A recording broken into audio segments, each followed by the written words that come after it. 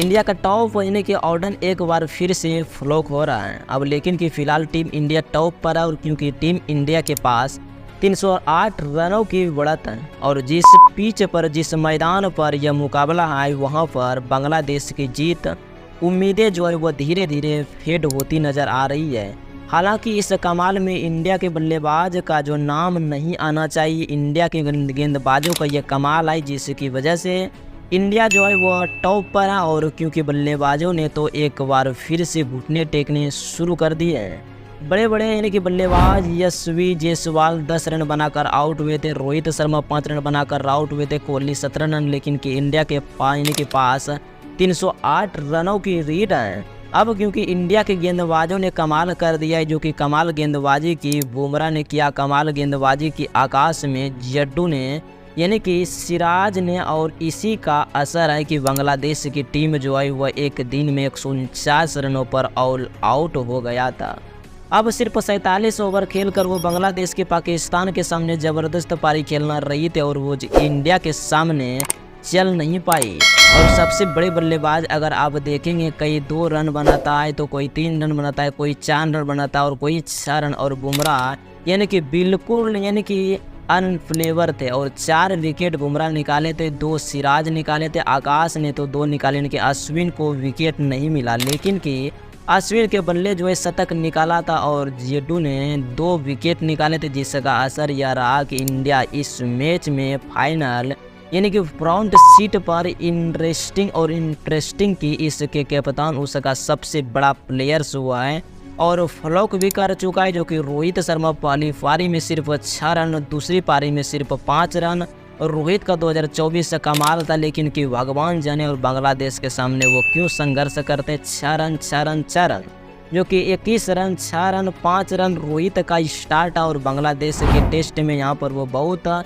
यानी कि स्ट्रगल करते हैं। और बट ठीक है, रोहित ने भी एक रिकॉर्ड इस 6 रन में बना दिया और 5 रनों में, और जो कि अपने ऐसे कप्तान बन गए जिन्होंने 2024 में 1000 रन पूरे किए थे। विराट कोहली का भी फ्लॉप हो चुका था, जो कि कंट्रोवर्सी रह चुका था, और 6 रन पहली पारी में, 1 दूसरी पारी में। हालांकि इस मैच में वो आउट नहीं थे, लेकिन कि वो खुद ही खो गए थे। मतलब क्या समझ में आ रहा है कि भगवान जाने आपको साफ साफ बॉल लगी है मेहदी की वेट पर, और लेकिन कि विराट भाई अलग दुनिया में थे और आउट ने दिया, और विराट स्पिनर सामने संघर्ष करते हैं। वैसे में 2022 के पहले 2001 अगर इवनिंग खेली जाए तो सबसे पहले केवल 34 बार आउट हुए थे, और 2020 के बाद 32 इवनिंग में 22 बार विराट कोहली स्पिनर सामने आउट कर चुके थे। तो यह यानी कि अनरियलिटी 8 थे, 56 थे, और इस इवनिंग में फ्लॉप हुए 10 रन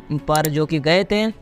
बट ठीक है, देखा जाएगा, लेकिन कि ऋषभ पंत और शुभमन गिल इन दोनों में से अच्छे यानी कि इंटरेस्ट और दिखाया गया, तो जो कि एंड और विल एक्सपेरिमेंट में शुभम आज जो यानी कि पॉजिटिव नज़र आ रहे थे, और जो कि इंटरव्यू में करे और आगे अच्छा करे और हम देखना चाहेंगे। लेकिन कि आज का दिन जो था वो यानी कि चिपक में गेंदबाज के नाम था, क्योंकि एक दिन में लगभग 17 विकेट फिर गए थे। 17 विकेट एक दिन के अंदर गिरते हैं, जिसमें कि 7 विकेट इंडिया के और 10 विकेट गिरे थे, जो कि आपके बांग्लादेश के रिकॉर्ड हैं। और इससे पहले कभी 17 विकेट नहीं गिरे थे, यानी कि 1979 में 15 विकेट गिरे थे, 2021 में 15 विकेट गिरे थे, अब 2021 में 15 विकेट गिरे थे। और वनडे 2 यानी कि पर वट स्पिनर ट्रेक था, बहुत मुश्किलें थी, और बट तेज गेंदबाज के लिए अपने 17 विकेट यानी कि डेटबाज और